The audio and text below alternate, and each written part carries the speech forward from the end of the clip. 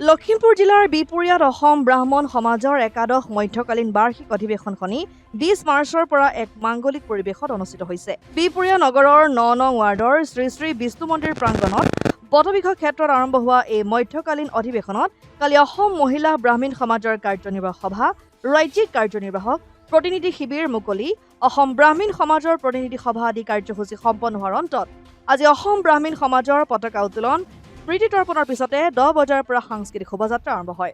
বিভিন্ন জাতি জনগোষ্ঠীৰ সাংস্কৃতিক প্ৰদৰ্শনেৰে উলিওৱা শোভাযাত্ৰাই বিপুৰীয়া নগৰখনৰ মূল পথসমূহেৰে পৰিভ্ৰমণ কৰি ৰাইজৰ দৃষ্টি আকৰ্ষণ কৰে। অসমৰ বিভিন্ন জিলাৰ পৰা অংশগ্ৰহণ কৰা ভকতেৰে এক উদুলি মুদুলি পৰিৱেশৰ সৃষ্টি হয়। শ্ৰদ্ধা নিবেদন কৰিছোঁ, আপোনালোকে যে আমাৰ মাজলৈ আহি এনেদৰে সহযোগ কৰিছে তাৰ বাবে আমি আপোনাক সকলোকে ধন্যবাদ জ্ঞাপন কৰিছোঁ। আমি বিশেষকৈ আমাৰ অসম ব্ৰাহ্মণ সমাজ এটা অৰাজনৈতিক অনুষ্ঠান আৰু আমাৰ লক্ষ্য হৈছে যে সমষ্টিগতভাৱে আমি আমাৰ বৈদিক যি ধৰ্ম সেই বৈদিক ধৰ্ম ৰক্ষাৰ্থে আৰু আমাৰ ব্ৰাহ্মণ্য সংস্কৃতিৰ ৰক্ষাৰ্থে আমি এটা সামাজিকভাৱে একত্ৰীকৰণ হৈ আমি একেখন পতাকাৰ তলত একেখন ধৰ্মধ্বজাৰ তলত সমবেত হৈ আমি আমাৰ এই অনুষ্ঠানটো আগবঢ়াই নিয়াৰ আমি চেষ্টা কৰিছোঁ।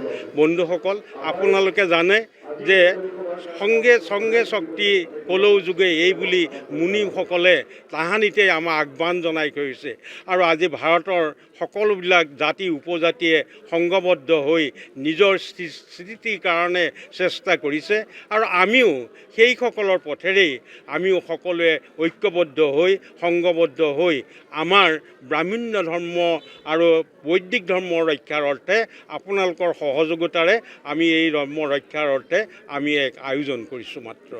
আমাৰ উদ্দেশ্য ইমানে, আমাৰ কোনো ইয়াত পলিটিকেল মটিভ বা অন্যান্য কোনো আমাৰ বেলেগ হেৰি নাই। আমাৰ মাত্ৰ এটা কথাই, যাতে আমি আমাৰ যিটো বৈদিক সংস্কৃতি বৈদিক ধৰ্ম এইটোক যাতে আমি সদায় যাতে আমি অক্ষুণ্ণ ৰাখি পেলাই আমি আগবাঢ়ি যাব পাৰোঁ আৰু ৰাজ্যৰ কল্যাণ কামনা কৰাটোৱেই হৈছে আমাৰ সংবিধানৰ মুখ্য উদ্দেশ্য। মই আপোনালোকৰ আটাইকেইটা চেনেললৈকে মই আমাৰ আন্তৰিক শুভেচ্ছা আৰু শুভকামনা জ্ঞাপন কৰিছোঁ। আপোনালোকৰ পৰাই আমি অতি আনন্দিত হৈছোঁ। অসম ব্ৰাহ্মণ সমাজ 1977 চনতে গঠিত হোৱা এটা অৰাজনৈতিক ধৰ্মীয় অনুষ্ঠান। মই অসম ব্ৰাহ্মণ সমাজৰ সম্পাদক প্ৰধান হিচাপে আপোনালোকক জনাই সুখী হ'ম যে লখিমপুৰ জিলাই অতি আগ্ৰহেৰে এই বিহপুৰীয়া নামৰ ঠাইখনত অসম ব্ৰাহ্মণ সমাজৰ একাদশ বাৰ্ষিক সাধাৰণ সভাখন আয়োজন কৰিলে। আমাৰ প্ৰায় 20খন জিলাই এই অনুষ্ঠানত সহযোগিতা আগবঢ়ালে। আমি যোৱাকালি আমাৰ প্ৰতিনিধি সভা হৈছিলে, প্ৰতিনিধি সভা অতি সুন্দৰভাৱে সমাপন হৈছে। আজি পুৱাৰ ভাগত পতাকা উত্তোলন, তাৰপিছতে স্মৃতি তৰ্পণ আৰু এতিয়া এক সুন্দৰ বৰ্ণিল শোভাযাত্ৰাৰ আয়োজন হৈছিলে। শোভাযাত্ৰা কৰি আমি আহি পেলাই ইয়াত উপস্থিত হৈছোঁ। খন্তেক পিছতে আমাৰ এখন মুকলি সভাৰ আয়োজন কৰিছোঁ।